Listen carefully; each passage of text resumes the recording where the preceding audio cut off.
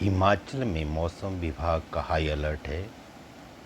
8 जुलाई 2023 शनिवार का दिन रात से लगातार बारिश हो रही है। रविवार सुबह जब सवेरा हुआ तो ब्यास नदी का जल स्तर बढ़ चुका था। हिमाचल प्रदेश के कई जिलों से खबर आ रही थी कि बहुत सी नदियों का जल स्तर बढ़ चुका है और भारी से भारी नुकसान हो रहा है।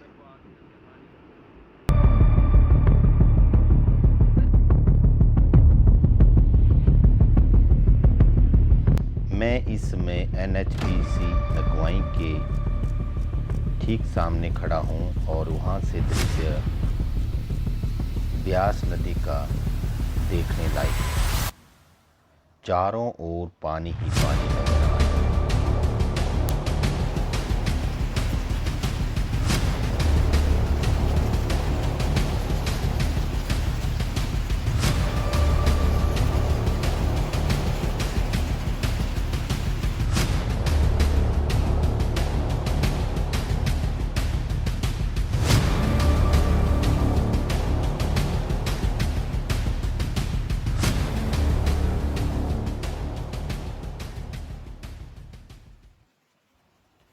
रविवार की छुट्टी होने के कारण लोगों की आवाजाही कम है। करीब 10 बजे ब्यास नदी का जल स्तर अचानक बढ़ने लग जाता है। बारिश भी लगातार हो रही है।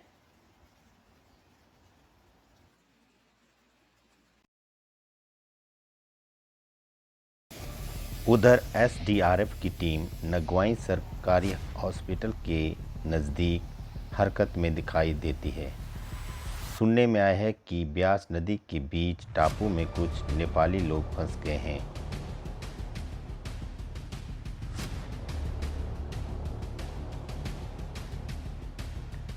ब्यास नदी के बीच यह एक बड़ा सा टापू है जहां पर लोग खेती करते हैं। प्रशासन भी इन्हें बचाने में लग गया, परंतु समस्या नदी का रौद्र रूप और भारी जल प्रवाह सामने आ रहा है। SDRF की टीम ने प्रयास किए लेकिन वे असफल रहे।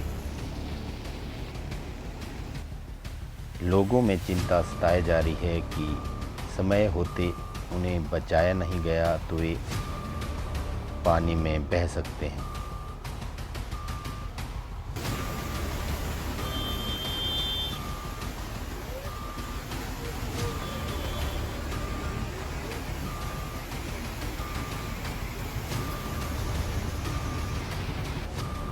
करीब 3 बजे के आसपास उनकी एक झलक दिखाई देती है और वे सुरक्षित होने का दावा करते हैं।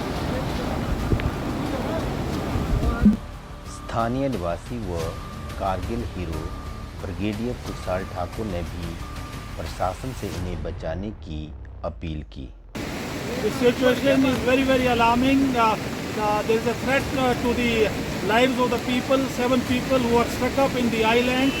This is समय बीतता जा रहा है और चिंताएं बढ़ती जा रही हैं।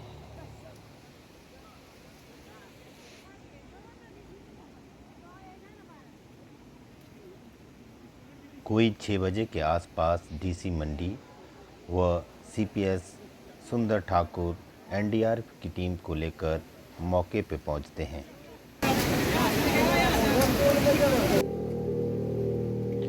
अंधेरा होता जा रहा है, चिंताएं और बढ़ रही हैं। SDRF की टीम व NDRF की टीम ने मोर्चा संभाला, लोगों से संपर्क किया और उनके सकुशल होने का समाचार पाया। ज्ञात हुआ कि कुल 6 व्यक्ति हैं जिनमें 12 साल का एक छोटा सा बच्चा भी है और वे सभी नेपाली मूल के हैं जो यहाँ काम करते हैं। लाइट का प्रबंध किया जा रहा है, लोगों का हजूम बढ़ रहा है, चिंताएं भी हो रही हैं कि कैसे इन लोगों को निकाला जाएगा।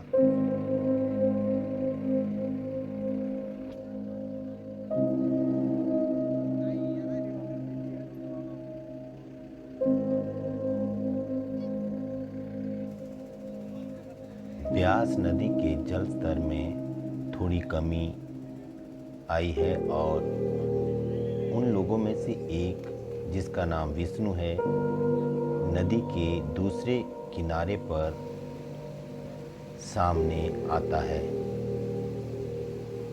एनडीआरएफ की टीम उस तक रस्सी पहुंचाने का प्रयास करती है।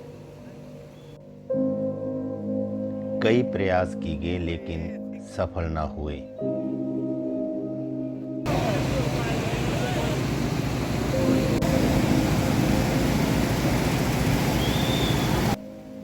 फिर करीब 10 बजे के आसपास रस्सी दूसरे छोर पर खड़े विष्णु तक पहुंचती है और वह उसे 7 वाले पेड़ में बांध लेता है।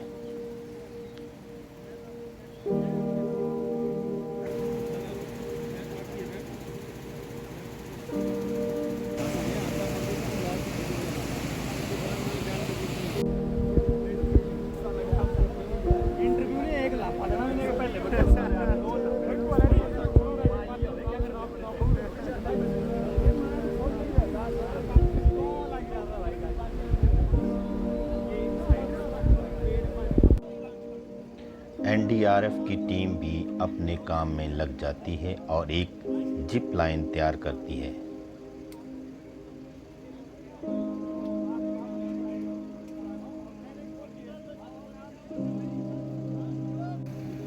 उधर नदी के दूसरी ओर खड़े व्यक्तियों को आस नजर आती है कि अब वे सुरक्षित हैं।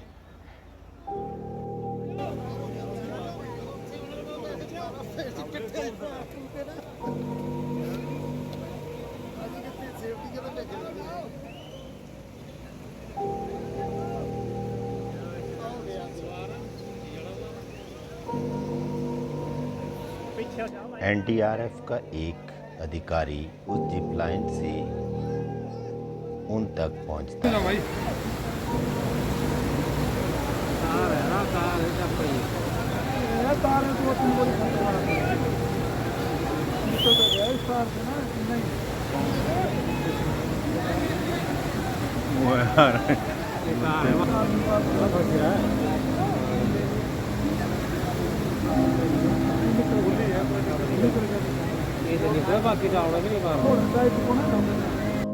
बाढ़ में फंसे 6 व्यक्तियों को एक एक करके दूसरी ओर रस्सी के सहारे लाया जाएगा।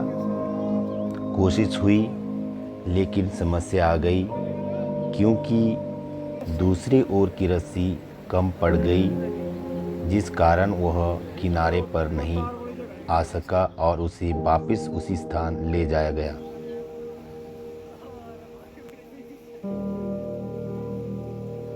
दूसरा प्रयास फिर से किया गया और मेहनत रंग लाई। तकरीबन 30 घंटे नदी में फंसे रहने के बाद 6 व्यक्तियों में से एक को सुरक्षित निकाल लिया गया।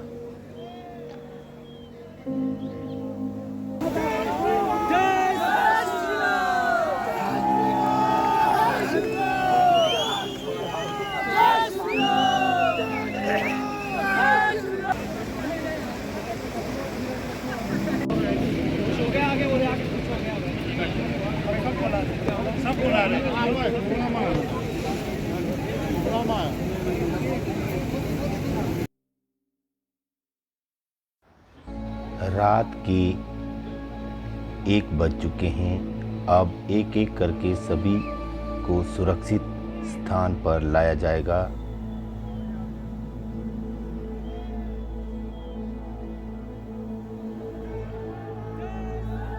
अब उस छोटे बच्चे की बारी। सचमुच काफ़ी हिम्मत वाला लड़का है।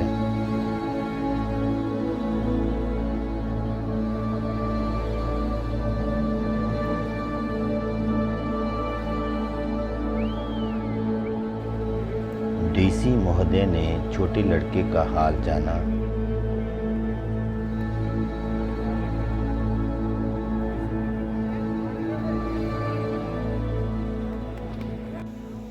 भगवान का लाख लाख शुक्र है, 6 जिंदगियां बच गईं, वरना रात होते होते ये नदी में समा जाते। पिछले 80 साल में यह पहली बार हुआ कि ब्यास नदी का इतना जल स्तर देखने को मिला। सभी हाइड्रो प्रोजेक्ट क्षतिग्रस्त हो गए हैं, जिससे पूरी तरह मंडी कुल्लू में ब्लैकआउट है। मोबाइल नेटवर्क भी बंद है।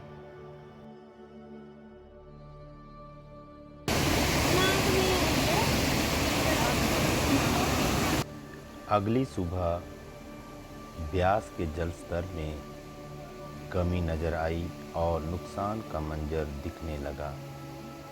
नदी ने अपना नया रूप बना लिया था। जहाँ खेत होते थे, अब वहाँ नदी बह रही है।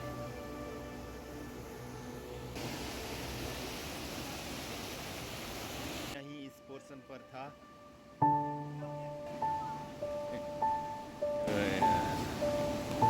जूली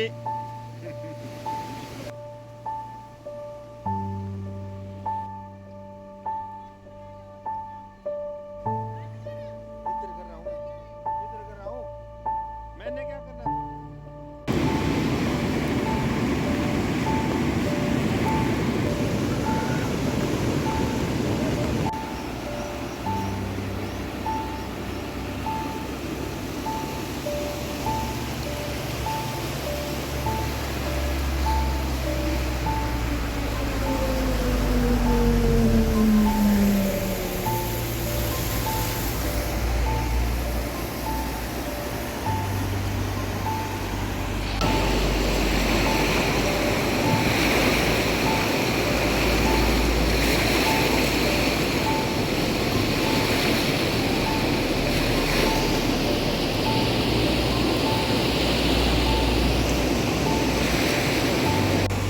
एक किसान से पता चला कि वहाँ उसकी गौएं होती थी जो नदी के बहाव से बह गई।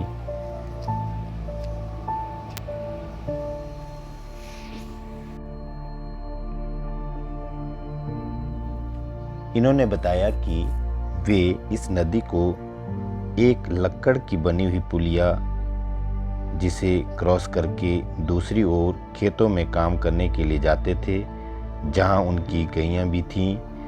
सब नदी बहाकर ले गई।